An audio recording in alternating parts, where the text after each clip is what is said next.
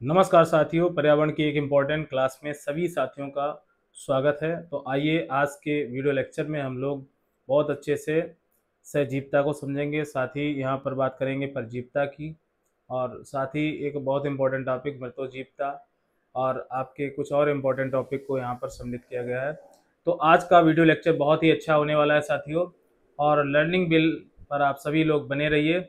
और हमारी आने वाली जितनी भी इम्पोर्टेंट पर्यावरण ईवीएस की क्लासेस होंगी वो आपको विधिवत मिलती रहेगी। और आप जो सोच रहे हैं कि हमारा जनवरी का जो यूपी टेट है, जिसमें पर्यावरण सब्जेक्ट या अन्य दूसरे सभी सब्जेक्टों में मेरे पूरे नंबर आएँ, उसके लिए हमारे चैनल पर ज़रूर जुड़े रहिए। और आइए बात करते हैं आज के महत्वपूर्ण टॉपिक पर, जिसमें हम लोग डिस्कस कर रहे हैं सहजीवता को। तो देखिए दोस्तों, सहजीवता क्या है। तो आइए बात कर लेते हैं सहजीवता की। देखिए, सजीवता होता है क्या है, सबसे इम्पोर्टेंट टॉपिक। यहाँ से एग्जाम के लिए कोई ना कोई प्रश्न बनता है। तो आइए समझते हैं सजीवता। देखिए, दो जीवों के मध्य ऐसा सहसंबंध जिसमें दोनों जीवों को एक दूसरे से लाभ हो। देखिए, हम लोग बहुत सारे एग्जाम्पल्स यहाँ पर जो इम्पोर्टेंट एग्जाम्पल्स हैं उनको समझेंगे, क्योंकि यहाँ से प्रश्न कोई ना कोई यूपी टेट के लिए बनता है और अन्य एग्जामों के लिए भी बनता है। तो सबसे खास बात है, दो जीवों के मध्य ऐसा सहसंबंध, ऐसा सहसंबंध जिसमें दोनों जीवों को क्या हो, जिसमें दोनों जीवों को लाभ हो, जिसमें दोनों जीवों को लाभ हो। आपको ये पता हो गया कि इसमें दो जीव होंगे और दोनों जीवों को एक दूसरे से क्या होगा, लाभ होगा। तो ऐसी ऐसे इस क्रिया को हम क्या कह सकते हैं, सहजीवता, जिसे हम कह सकते हैं सिम्बायोसिस। दो जीवों के मध्य ऐसा सहसंबंध जिसमें दोनों जीवों को एक दूसरे से क्या हो, लाभ हो, और यहाँ पर दोनों जीव एक दूसरे से क्या लाभ देंगे। तो इसका सबसे इंपॉर्टेंट जो एग्जाम्पल है आपको याद रखना है, यहाँ पर कौन सा एग्जाम्पल है, लाइकेन। लाइकेन पृथ्वी का ऐसा जीव है जो दो जीवों से मिलकर बना है। लाइकेन लाइकेन कैसा जीव है, ये दो जीवों से मिलकर बना है लाइकेन। और दो जीव इसके अंदर कौन से पाए जाते हैं आपको याद रखना है। ये दो जीव आपके जो महत्वपूर्ण हैं, इसमें शैवाल एक होता है और दूसरा जीव कौन सा होता है, तो सेकेंड जो जीव होता है जिसको हम बोलते हैं कवक। आपको याद रखना, शैवाल को हम लोग क्या कहते हैं, एल्गी कहते हैं। और सबसे इम्पोर्टेंट बात है कि कवक को हम क्या कह सकते हैं, फंजाई। आप सभी लोग जानते हो फंजाई को हम क्या बोल सकते हैं, फफूंदी। अब देखिए, दो जीव एक साथ रह रहे हैं जिसको हम क्या कह रहे हैं, लाइकेन। तो लाइकेन जो जीव होता है धरती का एकमात्र ऐसा जीव है जो दो जीवों से मिलने से बना है। इसके अंदर शैवाल भी पाया जाता है, उसकी कोशिकाएं और कवक की कोशिकाएं एक साथ पाई जाती हैं, जो एक नए जीव का निर्माण करती हैं जिसको लाइकेन बोलते हैं। अब ये सहजीवता का बहुत ही इंपॉर्टेंट एग्जाम्पल है जो एग्जाम में अक्सर पूछा जाता है। यहाँ पर सबसे इंपॉर्टेंट बात क्या है, इसमें शैवाल जो होता है वो कौन सी क्रिया करता है, तो प्रकाश संश्लेषण। कौन सी क्रिया, प्रकाश संश्लेषण। याद रखना, प्रकाश संश्लेषण के द्वारा जो शैवाल होते हैं वो क्या करते हैं, भोजन का निर्माण करते हैं। तो प्रकाश संश्लेषण क्रिया करके ये क्या बनाएंगे, भोजन बनाएंगे, ठीक। और यही भोजन जो है वो कौन ग्रहण करेगा, तो यहाँ पर कवक ग्रहण करेगा। कौन करेगा, कवक ग्रहण करेगा। तो आपको याद रखना है कि कवक को भोजन किसके द्वारा मिल रहा है, शैवाल के द्वारा। और दोनों जीव एक दूसरे के साथ रह रहे हैं, बात समझ रहे हो। और भोजन बनाने का काम किसका है, शैवाल का, और भोजन ग्रहण करने का काम किसका है, कवक का। लेकिन कवक इसके बदले में क्या देता है शैवाल को, तो जल प्रोवाइड कराता है और साथ में खनिज लवण। आपको पता है किसी भी पौधे के लिए जल और खनिज लवण बहुत महत्वपूर्ण भाग है, क्योंकि पोषक तत्व और जल दो चीजें अगर किसी पौधे को मिलती हैं तो वो आसानी से अपना भोजन बना सकता है।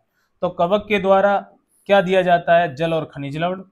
जबकि शैवाल बना हुआ भोजन प्रकाश संश्लेषण की क्रिया के द्वारा वो कौन ग्रहण करता है, तो कवक ग्रहण करता है। तो कवक को भोजन मिलता रहता है, साथ ही प्रकाश संश्लेषण के लिए जल और खनिज लवण किसके द्वारा मिलते हैं, कवक के द्वारा शैवाल को मिलते हैं। तो दोनों को यहाँ पर एक दूसरे से क्या है, लाभ है।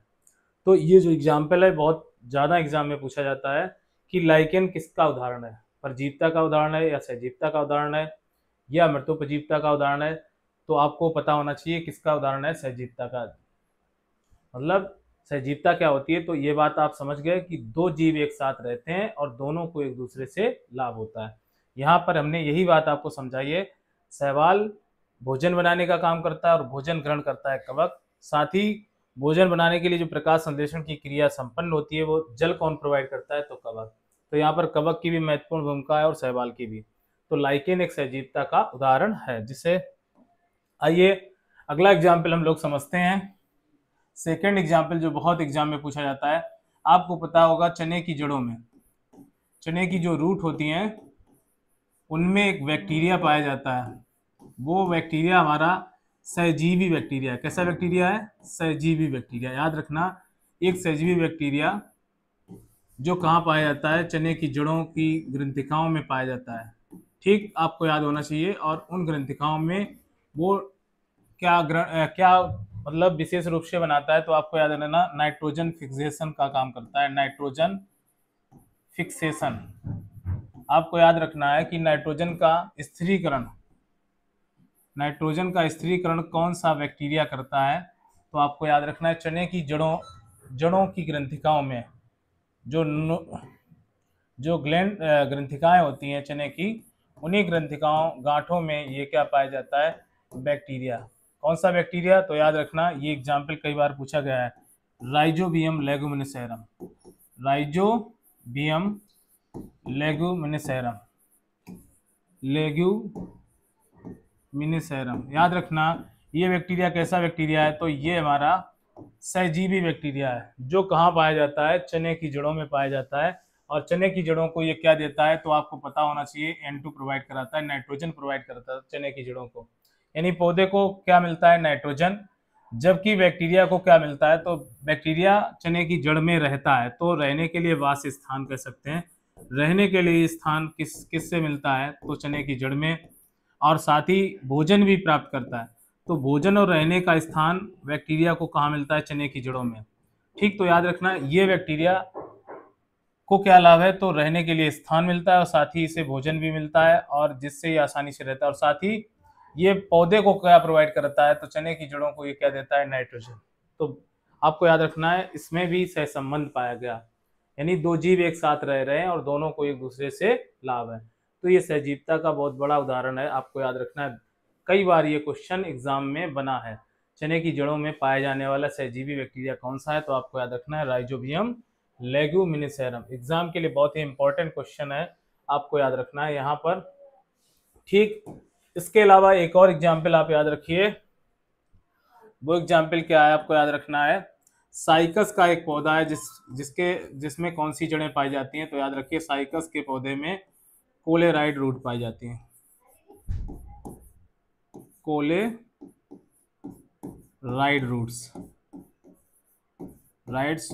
रूट मतलब जड़ें। ये जड़ों की खास विशेषता क्या है? ये याद रखना, ये जो साइकस में जो स्पेशल जड़ें हैं आपकी, जिन्हें कोलेराइड रूट कहा जाता है। क्या कहा जाता है? कोलेराइड रूट्स। ये जो जड़ें हैं, इन जड़ों के अंदर एक आपका साइनोबैक्टीरिया रहता है जिसको बोलते हैं एनाविना नॉस्टॉक।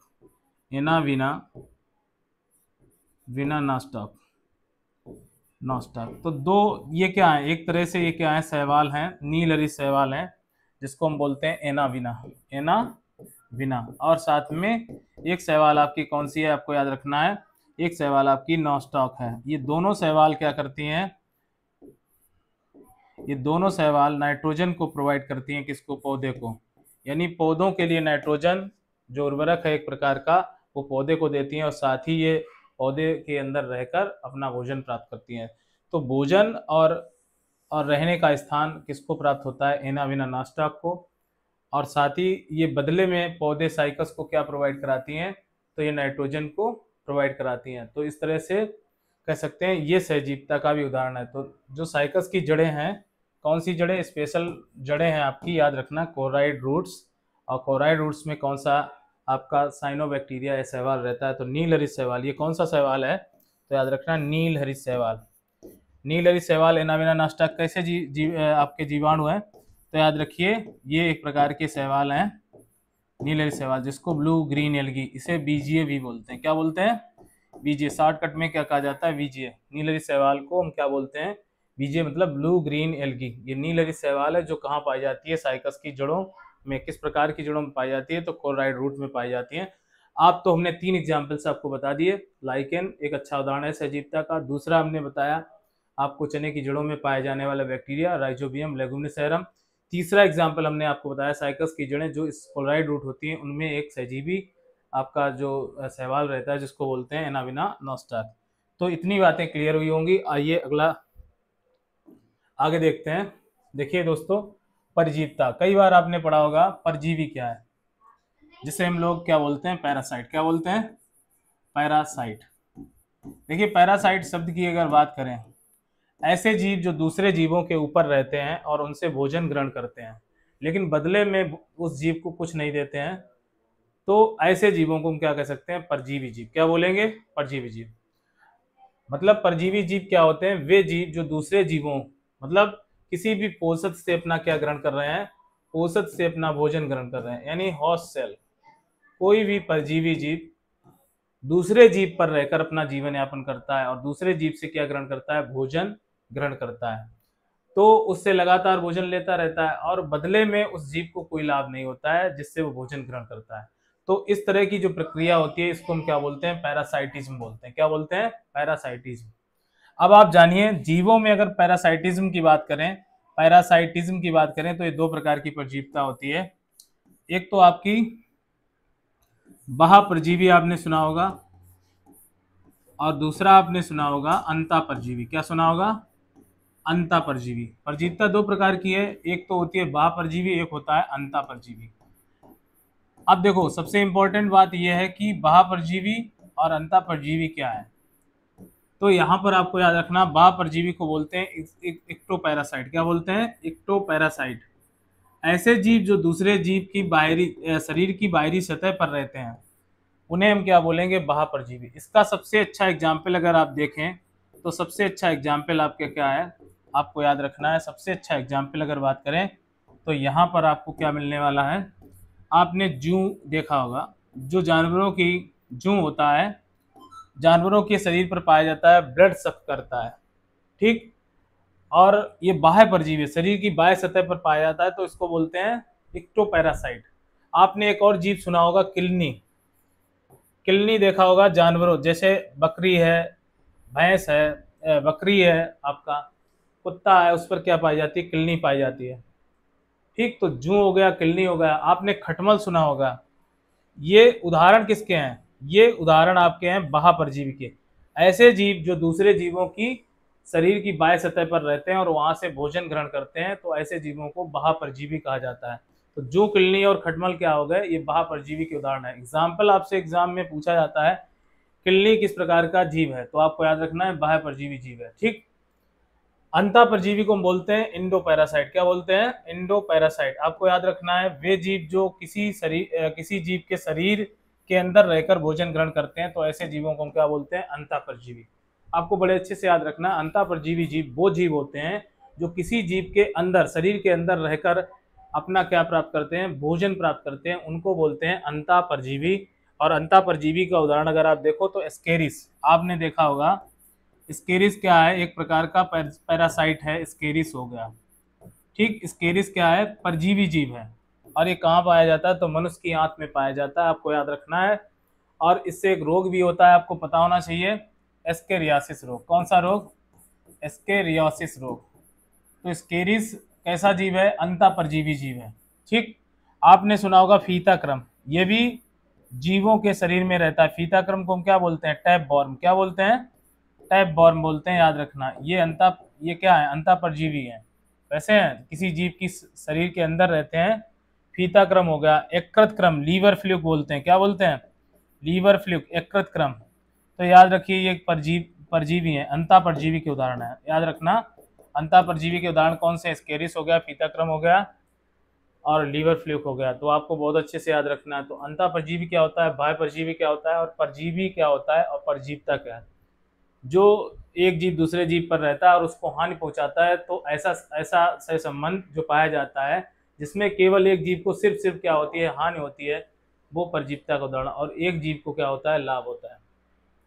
तो परजीवता में एक जीव को लाभ है, दूसरे को क्या है? हानि है। तो ऐसा सहसंबंध क्या कहलाता है? परजीवता कहलाता है। तो उदाहरण भी हमने आपको डिस्कस किए। अब यहाँ पर एक और इम्पोर्टेंट एग्जाम्पल समझ लीजिए, क्योंकि एग्जाम में यहाँ से प्रश्न बनता है, आपको याद रखना है। यहाँ बहुत इंपॉर्टेंट क्वेश्चन आपका एग्जाम के लिए।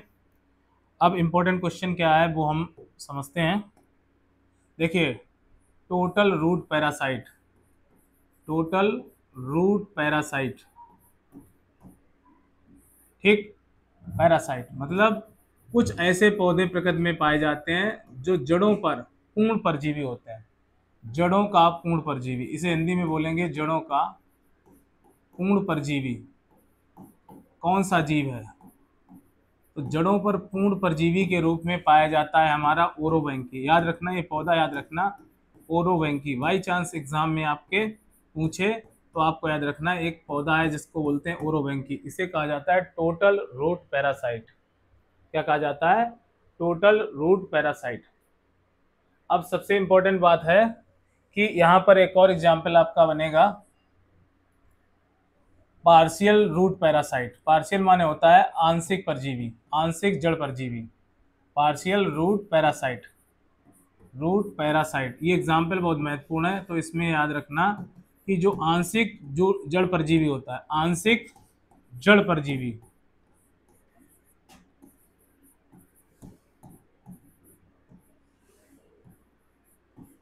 अब आंशिक जड़ परजीवी की अगर बात करें तो कौन सा इसमें जीव होगा जाके, तो याद रखिए आंशिक जड़ परजीवी का उदाहरण है आपका कौन? तो हमें याद रखना है यहाँ पर क्या, आंशिक जड़ परजीवी का उदाहरण आपको याद रखना है कौन सा जीव हमारा क्या है। तो इसमें सबसे इंपॉर्टेंट बात है आंशिक जड़ परजीवी, इसमें रेफ्लेसिया, याद रखना रेफ्लेसिया का पौधा। दुनिया का सबसे बड़ा फूल है रेफ्लेसिया। तो रेफ्लेसिया दुनिया का सबसे बड़ा पौधा, जो मतलब सबसे बड़ा फूल किसका? 9 किलो का फूल होता है रेफ्लेसिया का। पार्शियल रूट पैरासाइट की अगर बात करें तो यहाँ पर एग्जाम्पल सबसे महत्वपूर्ण कौन सा आता है आपको याद रखना है, रेफ्लेसिया का आता है। ओरोबैंकी है, ठीक, याद रखना है। ठीक, इसके अलावा देखो यहाँ पर एक और आता है चंदन, आपको याद रखना है। चंदन किसका उदाहरण है? तो आंशिक जड़ परजीवी का उदाहरण है। आंशिक जड़ परजीवी का उदाहरण क्या है? चंदन का पौधा जो होता है वो किसी जड़ पर उगता है। किस पर उगता है? जड़ पर उगता है, किसी की जड़ पर उगता है, वरना ये पौधा उत्पन्न नहीं होगा। इसे हम क्या बोलते हैं? सेंटालम। क्या बोलते हैं? सेंटालम, याद रखना सेंटालम, ठीक। तो यहाँ ये याद रखना कि हमारा पार्शियल रूट पैरासाइट क्या है? तो सेंटालम। कौन सा प्लांट? सेंटालम। अगला आप देखिए, यहाँ पर अगला प्रश्न देखिए, अगला प्रश्न दिया है sorry, total stem parasite. Total stem parasite आपको याद रखने हैं स्टेम पैरासाइट। यानी इस कहने का मीन्स हमारा यहाँ पर क्या है आपको याद रखना है कि पूर्ण स्तंभ परजीवी किस पौधे को कहा जाता है? पूर्ण स्तंभ परजीवी। स्तंभ माने होता है तना, या पूर्ण तना परजीवी कह सकते हैं। तना परजीवी कौन सा पौधा है आपको याद रखना? अमरवेल। याद रखना इसमें एग्जाम्पल क्या है आपका? अमरवेल। क्या याद रखना है? अमरवेल का पौधा सभी ने देखा होगा। अगर किसी भी पौधे के तने पर आप डाल दीजिए वो पौधा ही खत्म हो जाता है, क्योंकि इसमें क्या पाए जाते हैं? चूसक पाए जाते हैं। अमरवेल में चूसक पाए जाते हैं जो किसी भी तने पर चिपक कर उस पौधे को पूर्णतः खत्म कर देते हैं और अपना एक जाल बना लेते हैं। तो किसमें आपको याद रखना है? ये अमरवेल का पौधा है। और यहाँ पर एक और इम्पोर्टेंट एग्जाम्पल जो एग्जाम में कई बार पूछा गया है, partial stem parasite. Partial stem parasite मतलब आंशिक तना परजीवी पैरासाइट, याद रखिए। तो हमारा कौन सा पौधा है हमें याद रखना है? आंशिक तना परजीवी। तो इसमें दो चीजें याद रखिए, दो एग्जाम्पल याद रखिए। तना परजीवी, तो ये हमारा आंशिक तना परजीवी हमारा कौन सा पौधा है? तो हमें याद रखना है यहाँ पर विस्कम, और एक और प्लांट याद रखना है लोरेंथस। लोरेंथस याद रखना, ये दो पौधे हैं, विस्कम और लोरेंथस, दो पौधे आपके हैं, विस्कम और लोरेंथस। ये दोनों पौधे कैसे हैं? लोरेंथस। तो ये दोनों पौधे कैसे हैं? आंशिक तना परजीवी हैं। देखो यहाँ पर एग्जाम्पल कई बार पूछा गया, पूर्ण तना परजीवी किसे कहा जाता है? बहुत इंपॉर्टेंट प्रश्न है। अमरवेल को कहा जाता है। पूर्ण जड़ परजीवी किसे कहा जाता है? तो ओरोबैंकी को कहा जाता है, ठीक। पार्शियल रूट पैरासाइट की बात करें तो चंदन यहाँ पर इंपॉर्टेंट है, आपको याद रखना है। और जो सबसे इम्पोर्टेंट आपका अमरवेल है, इससे पूर्ण तना परजीवी है, ठीक। और आंशिक तना परजीवी 2 पौधे याद रखिए, बिस्कम और लोरेंथस, ये बहुत इंपॉर्टेंट है। तो इस तरह से हम परजीवता को समझ गए। कोई जीव दूसरे जीव पर रहता है और दूसरे जीव को क्या होती है, सिर्फ हानि होती है, और पहला जीव उससे क्या प्राप्त करता है, भोजन प्राप्त करता है। अगला देखते हैं माइकोराइजा क्या होता है। देखिए माइकोराइजा की बात करें तो ये होता है कवक, आपने सुना होगा कवक फंजाई। ये क्या होता है, उच्च पौधों की जड़ों में, जो उच्च पौधे हैं, उच्च श्रेणी के पौधे हैं, उच्च श्रेणी के पौधे आप जानते हो। अब जैसे अगर उच्च श्रेणी के पौधों की बात करें तो इसमें आपका आ गया पाइनस। पाइनस का पौधा जो है ये अनावृत बीजी है। कैसा है, अनावृत बीजी है। और इनकी जड़ों में क्या पाए जाते हैं, तो कवक के जाल पाए जाते हैं, यानी कवक मूल। कवक मूल जो होता है किसकी जड़ों के चारों ओर होता है, कवक मूल किसके चारों ओर होता है, तो जड़, पाइनस की जड़ के चारों ओर पाया जाता है। तो ऐसा सहसंबंध जो होता है उसे हम बोलते हैं माइकोराइजल एसोसिएशन। क्या बोलते हैं, माइकोराइजल एसोसिएशन। हमेशा याद रखिए माइकोराइजल एसोसिएशन क्या है, तो याद रखिए किसी उच्च पादप का किसी कवक के साथ ऐसा सहसंबंध जिसमें उसके चारों ओर कवक मूल पाया जाए, और उसके देखो इसमें भी क्या है, इसमें भी लाभ है किसको, तो याद रखिए कवक को क्या लाभ है, भोजन और रहने के लिए स्थान प्राप्त होता है, ठीक। और बदले में इस पाइनस को क्या देता है, तो कवक क्या देता है, हमेशा याद रखिए ये जल और खनिज लवण देगा। क्या देगा, जल और खनिज लवण। जल खनिज लवण किसको प्रोवाइड करेगा, तो पाइनस को। और बना बनाया भोजन जो बनाएगा पाइनस, वो कौन खाएगा, तो कवक। तो यहाँ पर इस तरह का कवक का अगर किसी उच्च पादप के साथ कोई सह संबंध है, तो इस सह संबंध को हम क्या बोलते हैं, माइकोराइजल एसोसिएशन बोलते हैं, ठीक। क्या बोलते हैं, माइकोराइजल एसोसिएशन। और ये 2 प्रकार के होते हैं, इंडोमाइकोराइजा और एक्टोमाइकोराइजा। जब किसी जड़ के कॉर्टेक्स के चारों ओर क्या पाया जाए, कवक जाल पाया जाए, तो उसको बोलते हैं एक्टोमाइकोराइजा। और जब किसी पौधे की जड़ के अंदर यानी कॉर्टेक्स के अंदर कवक मूल घुस जाते हैं, माइको जो फंगल हाइपी होते हैं घुस जाते हैं, तो अंदर की संरचना में चले जाते हैं, तो उसको बोलते हैं इंडोमाइकोराइजा। क्या बोलते हैं, इंडोमाइकोराइजा। तो बहुत ही इंपॉर्टेंट है माइकोराइजा याद रखना। कवक का उच्च पादपों के साथ सहसंबंध क्या कहलाता है, माइकोराइजा कहलाता है, ठीक। आइए अगला प्रश्न समझते हैं। मृतोपजीवता क्या होती है, याद रखिए आपको पता होना चाहिए। कवक कैसे जीव हैं जो सड़े गले पदार्थों पर पाए जाते हैं। सड़े गले पदार्थ आप जानते हो, सड़े गले पदार्थों पर पाए जाने वाले जीव क्या कहलाते हैं, हमारे मृतोपजीवी कहलाते हैं। क्या बोलते हैं, मृतोपजीवी कहलाते हैं। तो सेप्रोफाइटिज्म की अगर बात करें, ऐसे जीवों के मध्य ऐसा सहसंबंध जिसमें सड़े गले पदार्थों पर जब कोई जीव अपना भोजन प्राप्त करता है, तो ऐसे जीवों को मृतोपजीवी जीव कहा जाता है। इसमें आपका दूसरा उदाहरण हो जाएगा बैक्टीरिया का।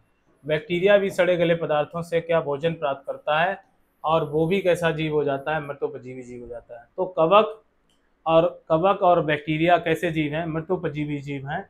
सड़े गले पदार्थों पर ये पाए जाते हैं। और ये कौन सी क्रिया करते हैं, तो याद रखिए दोनों, बैक्टीरिया को हम क्या बोलते हैं, जीवाणु। ये दोनों जीव मिलकर क्या करते हैं, अपघटन क्रिया करते हैं। अपघटन याद रखिए, अपघटन क्रिया करते हैं। किसी भी डेड मैटर को ये खराब, मतलब किसी डेड मैटर को, डेड मैटर जानते हो, मृत बॉडी है किसी जीव की, डेड शरीर है, डेड बॉडी। तो डेड बॉडी को डिकम्पोज करने का काम किसका है, डिकम्पोज करने का काम फंजाई और कवक का है, ठीक।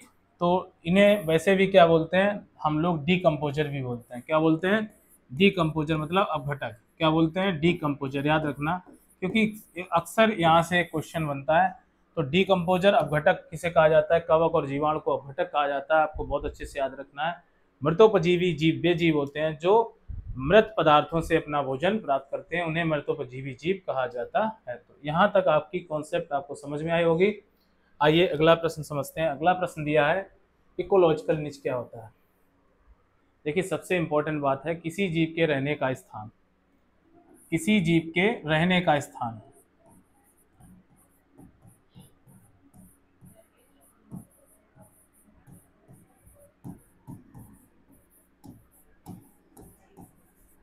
किसी जीव के रहने के स्थान जो होता है उसे क्या बोलते हैं, पारिस्थितिक निकेत कहते हैं। क्या बोलते हैं, पारिस्थितिक निकेत।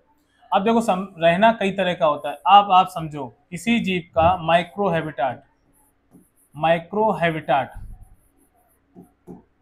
किसी जीव का सूक्ष्म वास स्थान, याद रखिए सूक्ष्मतम वास स्थान,